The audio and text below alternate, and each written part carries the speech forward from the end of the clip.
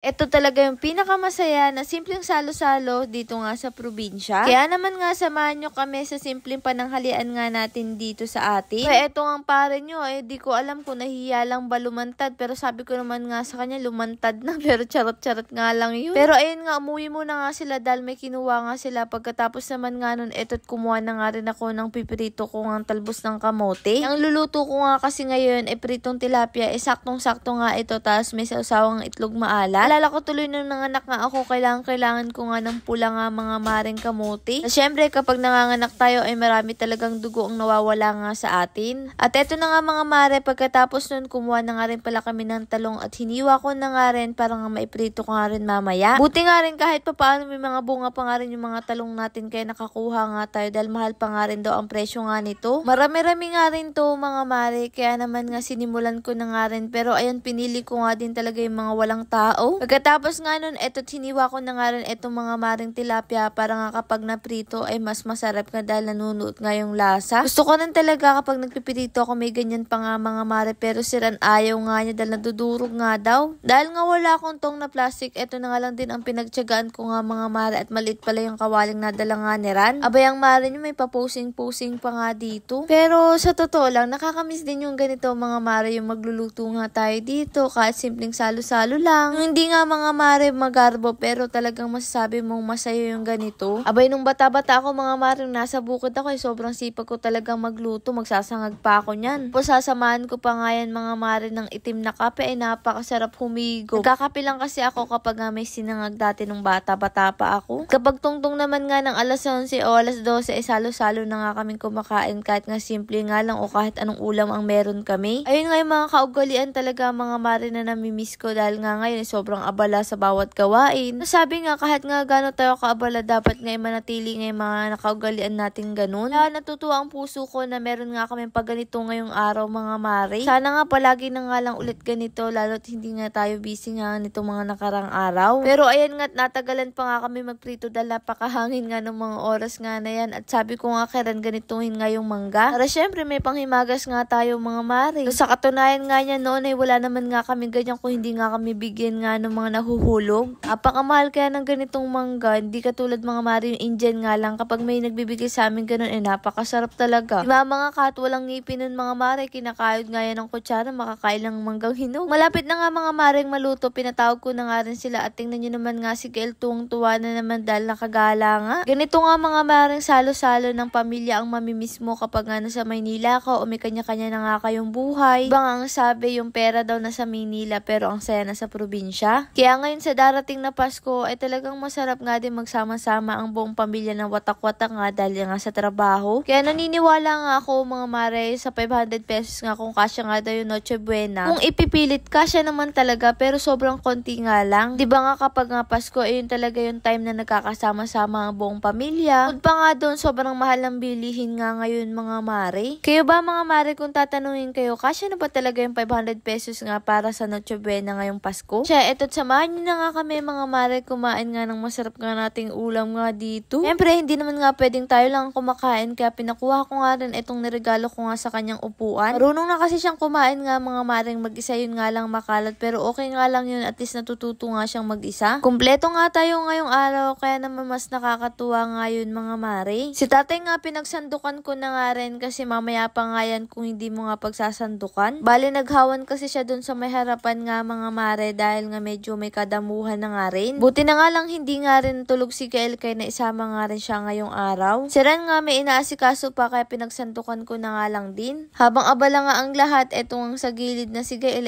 balang-abala nga rin mga mare sa kinakain niya. Nakakatuwa nga sa bata na ito, hindi nga siya maselan mga mare. Basta pagkain isusubo niyan at kakainin. Di na nga rin ako naupo para mabantayan ko nga yung pagkain nga niya, at eto nga si tatay nakatabi nga ni Gael. Ang simpleng pananghalian nga natin dito sobrang simple lang pero masarap nga to gawin araw-araw. Kaya kayo mga mare, itry nyo na nga rin yung ganito. Di naman nga kailangan magarbo ang ulam, basta sama-sama. Lord, maraming salamat sa lahat ng blessing at syempre sa inyo mga mare. Paano ba yun? Bukas na lang ulit. Ang ating MC Bester Barley, mura na, masarap pa dahil may pineapple extract, hindi mapait at hindi lasang damo. Ang sweetener nito ay cocoa sugar kaya natural at friendly sa katawan. Ang barley natin ay gawa sa natural ingredients at gentle for daily use. Marami rin itong healthy support tulad ng pag-support sa natural defense ng katawan, tulong sa healthy digestion at pag-promote ng magandang metabolism. Kapag stress tayo, malaking tulong ang nutrients ng barley para mapanatili ang glow at freshness ng katawan. Diba ano ang kagandahan sa MC Vesser Barley natin? Maraming tayong pagpipili ang flavor. Meron tayong barley juice at sa mahilig nga sa mga dark choco at sa mga coffee lover ay meron nga rin tayong kape. Pero sa mga taong mahilig nga sa mga pure barley ay meron nga din tayo. O diba? Tanong, magkano nga ba ang ating barley? Ang ating dark choco ay 1,000 4 boxes na nga siya at 10